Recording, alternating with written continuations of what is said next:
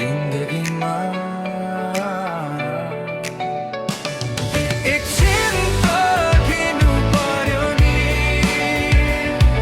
एकछिन पर्खिनु पर्यो नि एकछिन पर्खिनु पर्यो नि एकछिन पर्खिनु पर्यो नि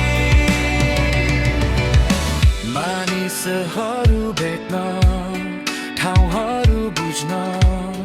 संस्कृतिलाई महसुस गर्न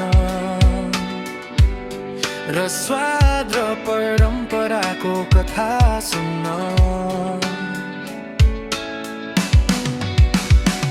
किनकि यात्रा भन्नाले सिर्फ जान होइन एक अनुभूति हो एक खोज हो एक जीवन शैली हो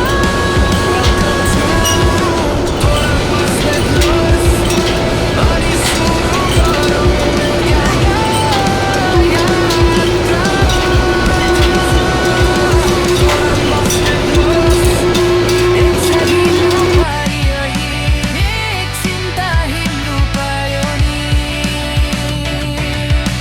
एकछिन त हिँड्नु पर्यो नि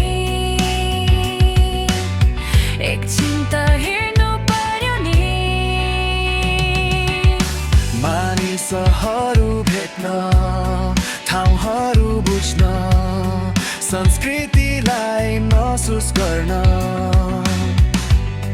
र स्वाद र परम्पराको कथा सुन्न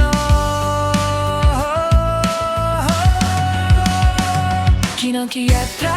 भन्नाले